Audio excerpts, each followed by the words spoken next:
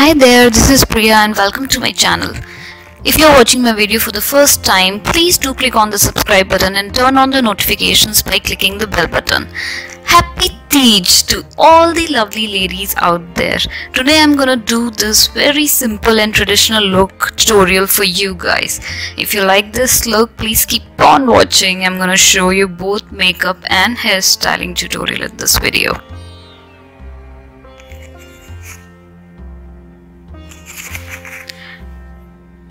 So as usual, I'm starting off with Loreal base magique primer to fill my pores. I apply this on center of my face and I merge this into my skin using my fingers.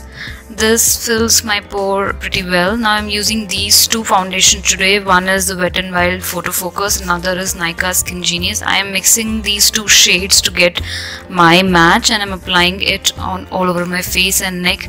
Now using a kabuki brush, I'm stamping the foundation into my skin. I'm not dragging the brush because I want maximum coverage out of the foundation, so I'm just stamping the brush first, and then when the foundation sets in a bit, then I blend it using a slight dragging motions with the brush. So I'm doing the same, like wherever I need maximum coverage I use stamping motions, and where I feel I don't need much of the coverage I'm just dragging the leftover foundation. Now I'm taking this Maybelline Age Refined concealer in the shade medium and I'm applying it under my eyes and a bit of around my mouth where I have pigmentation.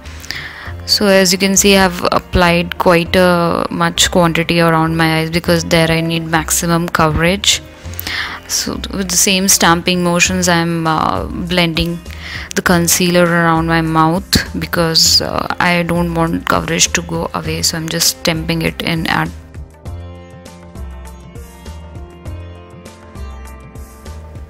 same. I'm gonna do my like under eyes and over my lid also, so this will also act as my eye primer.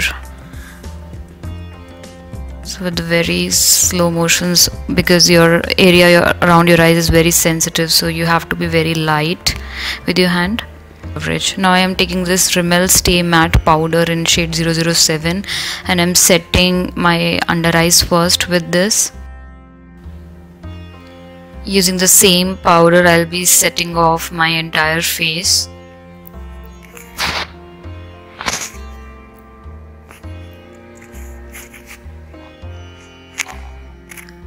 You need to focus more powder where you get more oily, and on the areas where you don't get much of the oil you can just use the leftover on the brush. Now I'm taking this NYZ bronzer. This is a matte bronzer and I'm just bronzing up my face. Today I'm not be doing any contouring, so I'm using this as a contour plus bronzer today. I really like this shade. It is not very harsh. It is like you can easily look just pick a face powder which is 2 to 3 shade darker than your actual skin tone and you can use that to bronze up your skin. Now I'm using the same bronzer on a small brush. I am bronzing up around my nose. This will give an illusion of my nose slimming down, and here you'll see I'm taking this down to the transition area of my eyes also. So this will give a very natural shadow coming down from my eyes to my nose. Actually now I'm taking this The Balm Hot Mama blush. It is a very nice peachy golden sheen blush and I'm in really love with this blush these days. Using a stippling brush I'm applying it. Now I'm taking this Makeup Studio Fix It and I'm just spraying it thoroughly all over my face. I'm drenching my skin into it basically. Now I am taking this eyeshadow from Kryolan, Sudan, and I'm using this as my eyebrow product today because my eyebrows are still wet from that Fix It spray. It is a good time to do the eyebrows with an eyeshadow powder because then it will stick to your eyebrows perfectly and it won't budge. And also you can see that it is giving quite a nice color payoff because my eyebrows are wet at this time. Using this spray like this on your face, it will settle down all the powders into your skin, and your makeup won't look very cakey or artificial. And now just I'm brushing off the eyebrows at the end, so that there are no harsh lines of the eyeshadow that I've put in. Now I'm taking this BH Cosmetic Carlie Bybel eyeshadow palette for today's look. I'm taking this transition color in the center, which is a matte light mauve color, and I'll be using this to warm up my Now I'm taking the darker shade. This is also a movie shade, but a bit darker than the other one, and I'll be applying it into my crease. I'll just keep it down. I'll not take it above my crease, and I'm also warming up my outer corner of my eye. Now I'm taking this very army green brown kind of shade here, and I'll be using this on outer corner of my eye.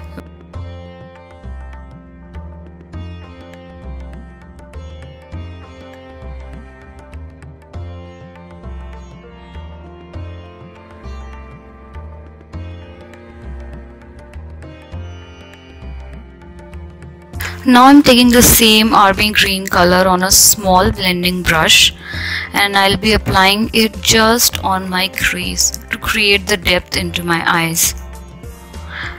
I'll just apply it here using windshield wiper motion, and I'm not taking it above or below. I'll be just keeping it in my crease. Now I'm taking the pencil brush, and I'm taking that light mauve shade which we use in transition, and I'm just warming up my lower lash line. I won't be applying too much of color here because I want to keep it a very natural look. Now I'm taking the concealer, and I'm just wiping off the eyeshadow. I'm like clearing my lid area because I wanted it to be skin color only. So you can directly apply a skin color eyeshadow, but I wanted it to look clean, so that's why I'm using this concealer. And also this will create a half cut crease look.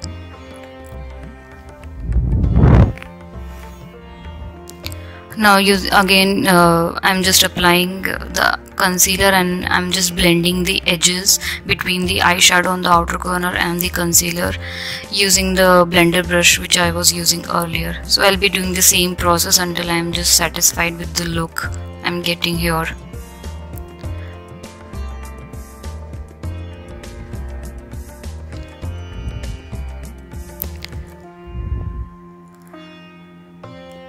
Purpose is that you should not have any harsh edge in the outer corner of the concealer and the eyeshadow.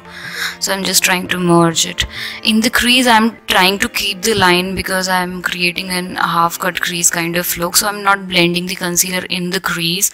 But if you don't want the sharp line look, like the cut crease look, you can merge in the line into crease also with using the same brush and the crease color.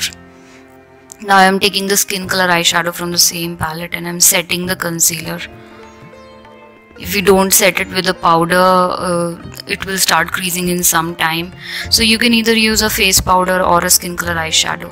Now I'm using a kajal pencil from Nykaa, and I'm applying it very close to my lash line. I don't want a proper liner, very harsh liner look for this eye makeup. So I'm just applying the kajal as thin as possible and as close to my lash line as possible, just to give a definition to my eyes. Now I'm taking the same pencil brush without any eyeshadow, and I'm just blending the kajal. You can see that I haven't applied the kajal like in a very straight line or something. I have just applied it some little bit into my lash, and I'm just blending it with the pencil brush. Now to create a wing, slight wing, I'm using this card, and I'm blending the same pencil brush. I don't have any other product, only the leftover kajal from the lash line only. It will create a slight shadowy black color wing, which I wanted for this kind of look. And I'm taking a nude color kajal pencil and applying it on my waterline. This will instantly open up your eyes and make them look bigger. I'm just curling my lashes because we are not applying any lashes, false lashes for this look. So I'm just curling my lashes and I'll be applying the Maybelline Colossal mascara. This is my all-time favorite mascara.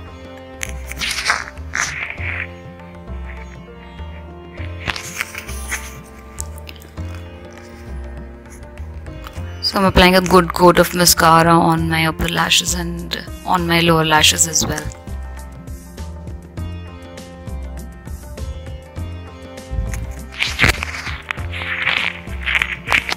I'm taking the highlighters, these two from the same palette, and I'm mixing these two colors and I'm applying on my cheekbones.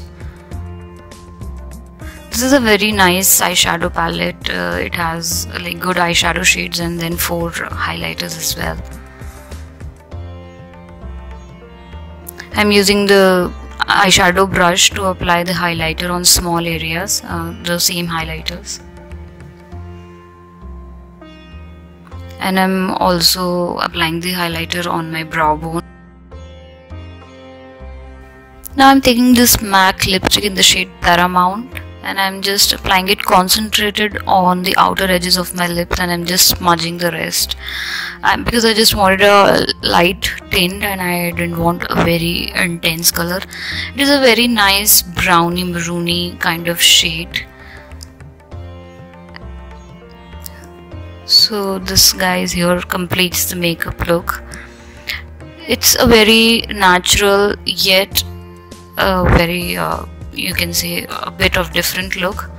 Now starting with the hair tutorial, I've just parted my hairs on one side, which is my usual parting, and I'm taking these ear to ear parting and I'm leaving out these hairs on the front.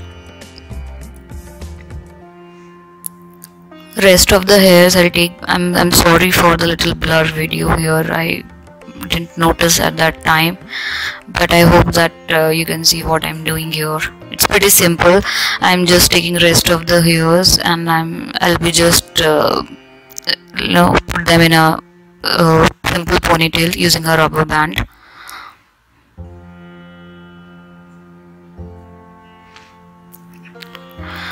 Now I'm just holding my ponytail from one hand and I'm pulling out hairs little bit from my crown area. This will give a little bit of volume. You have to do it like very slightly you have to pull, otherwise if you pull more then it will be very difficult to put them back. So it's better to pull gently and very slight bit of hairs. You can see that it gave me a good amount of volume. Now I'm taking this front section and I'm parting my hairs like this, and I'm taking the first layer and then the second layer I am rolling down the second layer onto the first layer, then I'm taking another layer and rolling down onto the same initial so this is how I think it's pretty simple. We have to just take very small sections of our hair and then we have to roll them. And now I'll be just slightly pulling each layer so that I get a little bit of volume, and also each of the volume they separates out a little bit so that we can see the texture. Nowadays it's all about texturous hairstyles. Very clean hairdos are not in trend these days, and I'll be just rolling down the rest of the hair in the length, and I'll just roll it on around my ponytail, and this will also hide the rubber band.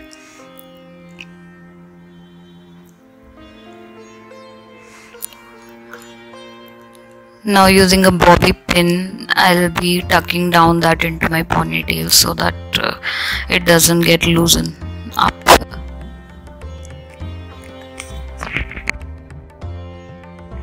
You can see here I'm doing the same on this parting as well, taking the small parts and rolling them in the back and then just pulling them a little bit to give a little bit of volume, like so. And I've rolled down the rest of the hairs back into my pony. Now I'm taking the pony and I'm rolling it very loosely to get a messy bun. I'm not rolling it very tight, otherwise I'll get a only very small kind of bun. So I'm just loosely rolling them up, and then I roll them around the rubber band. And using the few bobby pins, I am just pinning down my bun here. Guys, I'm really sorry for the blur video here. If you're not clear about this, I can do a separate tutorial also. Please comment down below if you think that this is not clear enough. So I've just used 4 bobby pins, and my bun was pretty secured. Now I'm taking these Mogra gajra, and I'll simply apply. I've only taken 2 strands. I'll be applying it like this. There are small threads on each end of this gajra, so I'll just tighten the gajra around my bun, and taking a bobby pin, I'll tuck it like after merging the two threads around. I'll just pin those threads into my bun using a bobby pin. Now I'm taking another strand, and I'm applying it from the downside because there was a slight gap, and I'm doing same. I'm just taking the 2 end threads of that strand, gajra strand, and I'm pinning them using a bobby pin.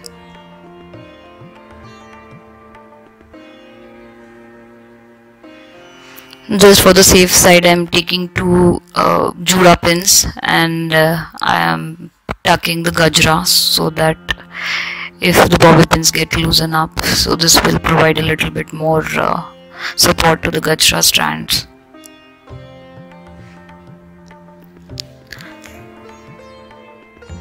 So yeah, we're done with the hairstyle. This is the final look. You can see it is pretty simple to do, and yet it is very traditional and very pretty.